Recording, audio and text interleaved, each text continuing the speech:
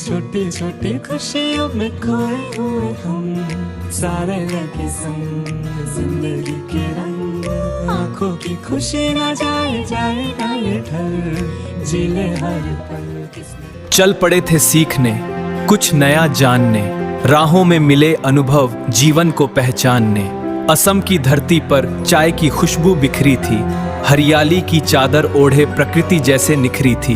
पत्तियों की सरसराहट में एक संगीत सुनाई दिया, मेहनत और प्रकृति का सुंदर संगम दिखाई दिया। फिर सीमा पार कर पहुंचे भूटान की वादियों में, बादलों को छूते देखा पहाड़ों की ऊंचाइयों में।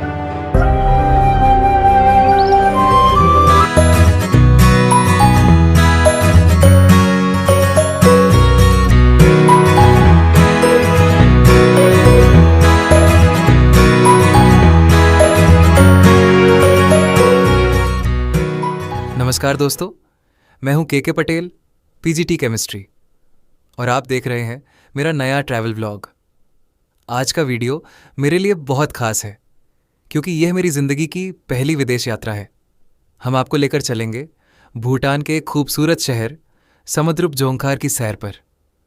भूटान एक छोटा सा देश है, लेकिन खुशहाली, पर्यावरण संरक्षण और प्राकृतिक जीवन शैली के मामले में दुनिया के सबसे अनोखे देशों में गिना जाता है। यहाँ के लोग प्रकृति के करीब रहते हैं, अपनी परंपराओं से जुड़े रहते हैं और एक शांत जीवन जीते हैं। इस वीडियो में हम जानेंगे कि समुद्रुप जोंखार कैसे पहुँचे, कौन कौन से दस्तावेज ज़रूरी है, कौन कौन सी जगह देखने लायक है, और आखिर में मैं कुछ ऐसे टिप्स भी शेयर करूँगा जो आपकी यात्रा को आसान बना देंगे। तो चलिए शुरू करते हैं आज का सफ़र। सबसे पहले बात करते हैं कि समुद्रुप जोंखार कैसे पहुंचा जाए। समुद्रुप जोंखार भूटान के दक्षिण पूर्वी हिस्से में स्थित एक प्रमुख व्यापारिक शहर है जो असम की सीमा से लगा हुआ है। यह भूटान का सबसे पुराना प्रवेश द्वार माना जाता है। गुवाहाटी से इसकी दूरी लगभग 100 किलोमीटर है, जिसे 2.5 से 3 घंटे में आसानी से पूरा किया जा सकता है। हमारी यात्रा गुवाहाटी से शुरू हुई। रंगिया और तामुलपुर होते हुए हम लोग भूटान गेट पहुँचे, जहाँ से भूटान में प्रवेश मिलता है। अगर आप अपनी निजी गाड़ी से जा रहे हैं तो गाड़ी की आरसी और ड्राइविंग लाइसेंस साथ रखना ज़रूरी है।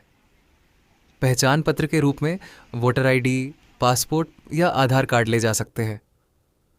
मैंने स्वयं आधार कार्ड का उपयोग किया था और वह स्वीकार किया गया। यदि कोई बच्चा साथ हो तो उसका बर्थ सर्टिफिकेट भी मान्य होता है। भूटान बॉर्डर पहुंचते ही हमारा स्वागत शानदार बारिश ने किया। हम लगभग 40 शिक्षक और अन्य स्टाफ सदस्य थे, इसलिए सभी की वेरिफिकेशन में थोड़ा समय लगा।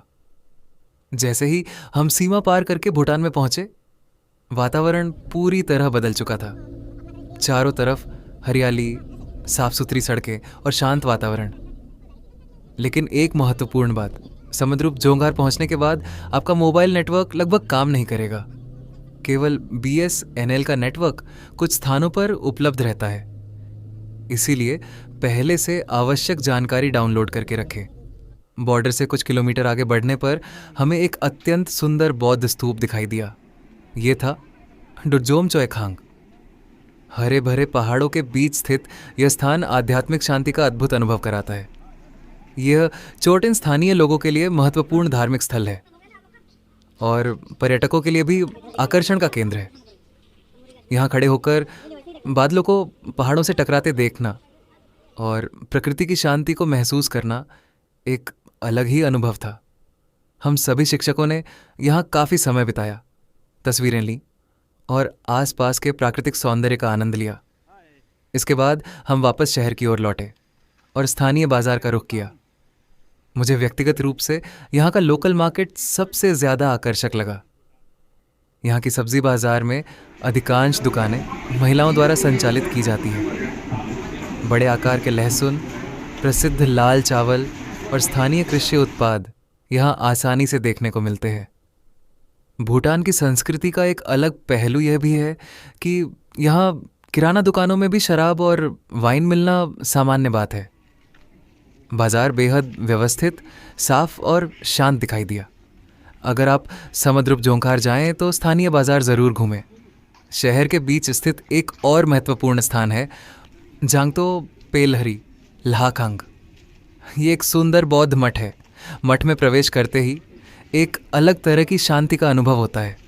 दीवारों पर बनी कलाकृतियाँ, धार्मिक चित्र और यहाँ का वातावरण आपको कुछ देर के लिए दुनिया की भागदौड़ से दूर ले जाता है। पूरी यात्रा के दौरान एक चीज़ जो सबसे ज़्यादा प्रभावित करती है वह है यहाँ की प्राकृतिक सुंदरता। हर तरफ हरियाली, ऊंचे ऊंचे पेड़, पहाड़ों के बीच तैरते बादल और कभी भी शुरू हो जाने वाली बारिश। यहाँ के लोग सरल, विनम्र और मुस्कुराकर स्वागत करने वाले हैं। सच कहूँ तो यहाँ के लोगों की ऊंचाई भले कम हो, लेकिन उनके दिल बहुत बड़े हैं। अब कुछ ज़रूरी ट्रैवल टिप्स। पहला, पहचान पत्र ज़रूर साथ रखें। दूसरा, यदि निजी वाहन से जा रहे हैं तो वाहन के सभी दस्तावेज तैयार रखें।